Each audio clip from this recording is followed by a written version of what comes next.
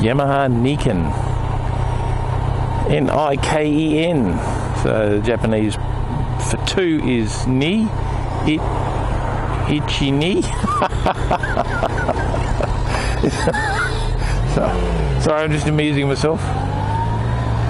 Alright, to all my Japanese viewers, no offence for my very poor Japanese. Konnichiwa.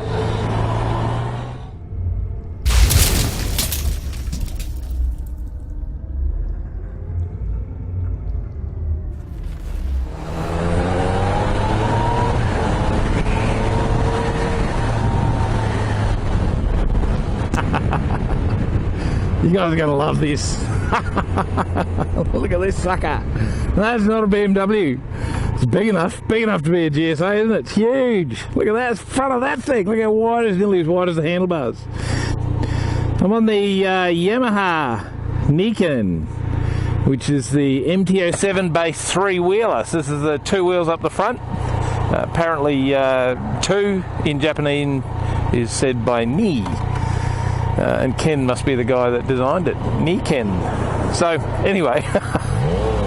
So, MT09 with a quick shifter.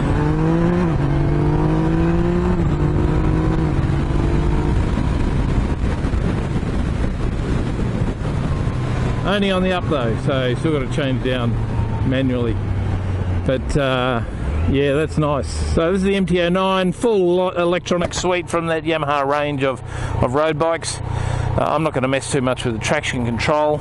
I'm really just here to play around with the 2-wheel and just try that out. So I'm out with the guys from iRide today. We're going to set the camera up and do some ride bys and have a little talk about this. But I thought before we get to that part, I'll do the big bike adventures part and then just overlay some of the footage.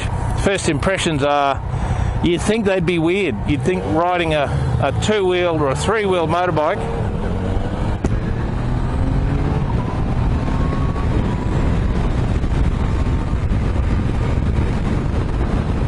you would imagine that riding a 3-wheeled motorbike would be a little bit weird. The 2 wheels at the front that tip mean that it actually doesn't feel like it's like a Can-Am Spider, and the way it tips in is very I'm not going to say it's different, but basically what you've got this incredible amount of traction at the front,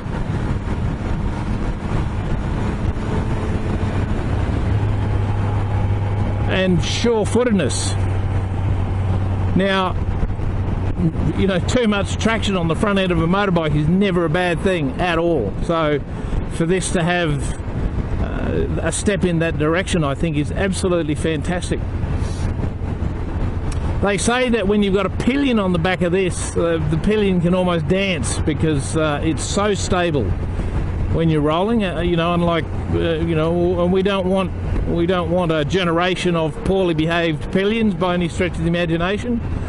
But just in terms of referencing how stable this thing is, apparently you can have a pillion on the back and they can be doing pretty much whatever they want, and it doesn't impact on the stability of the bike.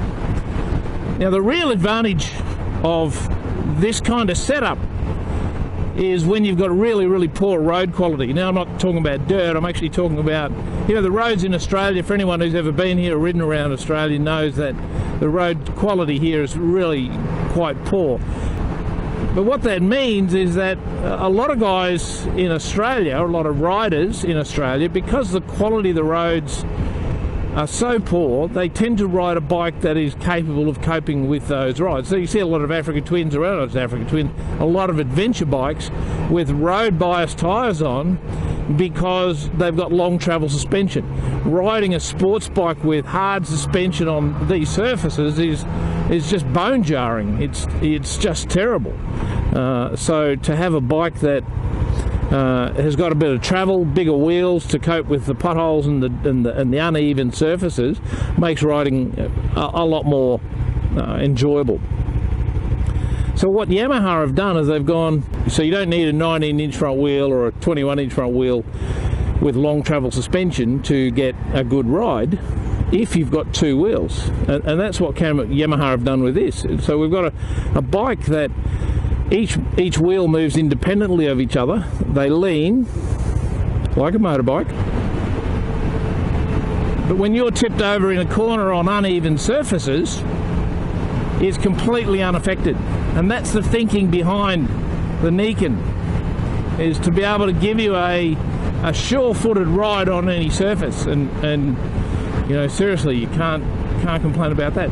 I don't want to say I'm a purist by any stretch of the imagination, but we do by nature tend to resist things that are new without actually giving them a fair shake. So I can tell you that this thing is, well, it's not new, because Yamaha bought out that, I think it was called the scooter, it was called the Tri-Street, I think, Tri being the 3 wheels. It was the same setup, same kind of system, but obviously not as well developed as this, because this is obviously for a much larger bike than a scooter.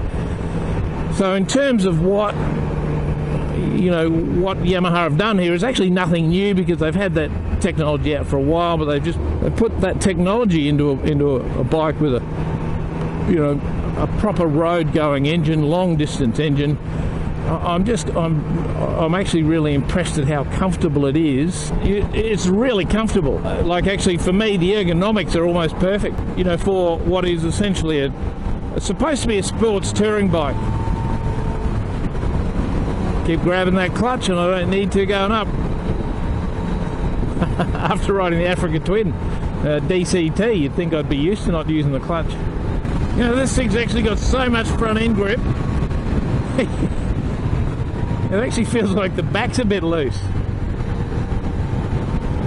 I mean, the back's not, but it just kind of feels like that's where it's going to go. You know, you're riding by the seat of your pants, it kind of just seems like it's that back of the bike that is less stable than the front. It's crazy. I'm just about to take the bike back to Team Moto at Enoggera, who were very generous to give us the ride for the iRide show. I've got to tell you, my conclusion with this is that there's no downside. Like, it's just a motorbike that does everything a motorbike is supposed to do, but it just adds a level of confidence and stability on that front end that, there's no downside to that. It doesn't necessarily mean you have to go harder, but for a road surface constantly changing and poor condition, potholes, this is almost the perfect bike. I'm very impressed. Oh, it's the whole package. I mean, now I don't ride road bikes that much anymore, but for what it's designed for, it does it all very, very well. So I'm going to take this back to Team Moto Yamaha at Enoggera and thank them very much for their very kind support.